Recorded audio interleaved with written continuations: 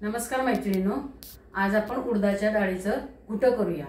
त्याच्यासाठी साहित्य हे आता उडदाची डाळ मी थोडंसं चमचाभर तेल घातलेलं आहे आणि त्यात हे गरम करून घेणार आहे।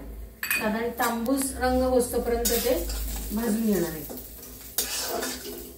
उडीद नुसता शिजवला तर तो चिकट होतो, म्हणून त्याला भाजायचं म्हणजे मग आमचे चिकट होत नाही। ते आता पूर्णपणे तांबूस अशी होईपर्यंत डाळ मी भाजून घेणार आहे।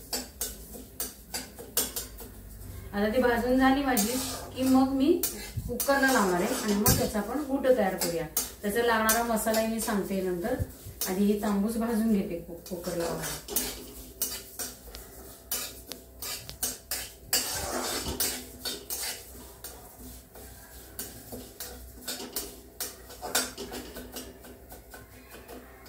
साधारण चॉकलेटी रंगाची होईपर्यंत डाळ भाजावी लागते। तांबूस आता व्हायला लागलेली आहे ती। आता मी गॅस घालवते। ही डाळ कुकरमध्ये शिजलेली आहे। आता आपण याचा मसाला पहिल्यांदा करून घेऊ। आता मी 3 मिरच्या घेतलेल्या आहेत। तुम्हाला जसं तिखट हवं त्याप्रमाणे कमी जास्त करा। त्याच्यात 4-5-6 लसणाच्या कुड्या घातलेल्या आहेत। जिरे, कोथिंबीर आणि कढीपत्त्याची पानं मिक्सरमधून बारीक काढायची, म्हणजे ती काढली जात नाही आणि वाया जात नाही। फोडणीत घातली तरी चालतात। हे मी मिक्सरमधून काढून घेते।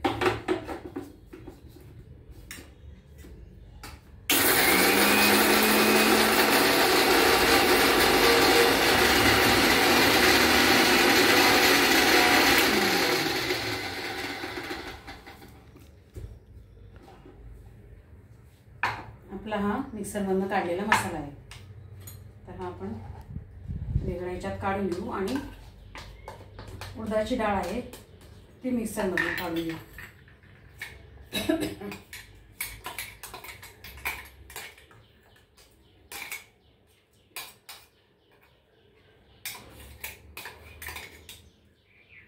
आपला असा मसाला तयार झालेला आहे।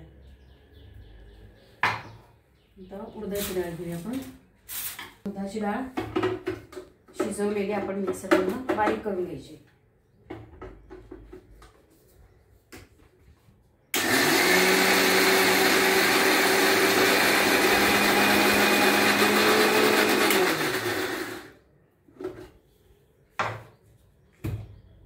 मस्त बारीक झालेले आहे हे। आता ह्याला आपण फोडणी देऊया।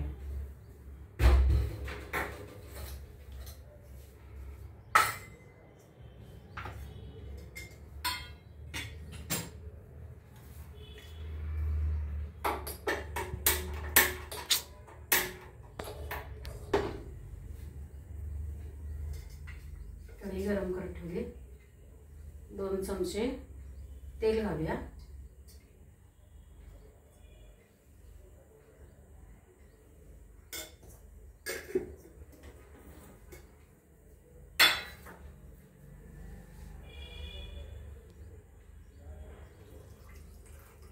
ह्याच्यात पाणी घालून घेतले कारण ते खूप घट्ट आहे। काढताना परत ते निघणार नाही लवकर, फोडणी करपून जाईल, म्हणून मी आधीच ते जरासं पातळ करून ठेवते।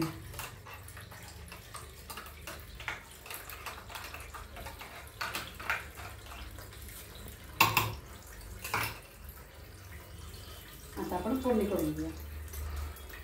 नेहमीप्रमाणेच मोहरी, जिरे, हिंग आणि हळद। याच्यामध्ये गोडा मसाला किंवा धने जिऱ्याची पावडर किंवा आणखीन तांबडं तिखट हे काही घालायचं नाहीये त्याच्यामध्ये, कारण आपण हिरवी मिरची वाटलेली आहे याच्यामध्ये। फोडणी तडतडायला लागलेली आहे। त्यात मी हा मसाला सगळं घालून घेते।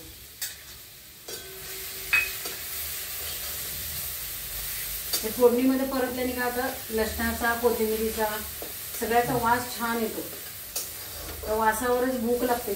घुटं ते आणि सुपासारखा घुटं पिता येतं चांगले, म्हणून हे थोडं पातळ करायचं आणि असं पातळ उडदाची डाळ करून घ्यायची। आता किती मस्त वास सुटलाय लसणाचा.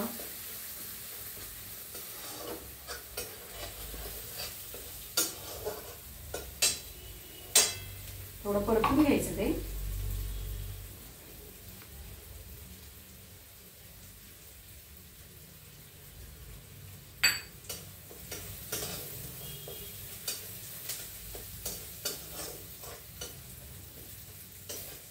मस्त परतलं गेलं हे की मग त्याच्यामध्ये छान वास सुटतो. त्याचा चांगला वास सुटला बघा कोथिंबीर लसणाचा सगळा. आता त्याच्यामध्ये हे पातळ केलेलं उडदाची डाळ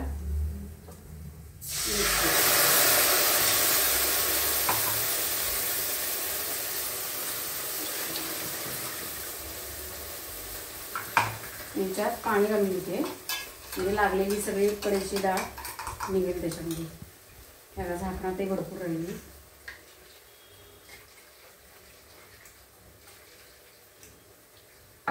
असं हलवून घ्यायचं म्हणजे सगळं त्याच्यात जातं, वाया काहीही जाणार नाही याच्यातलं. तुम्हाला हवंय तेवढं त्यात पाणी घालायचं आणि हे सूप सारखं करून पिलं ना तरी सुद्धा चांगलं लागतं. आता याच्यामध्ये मीठ घालायचं.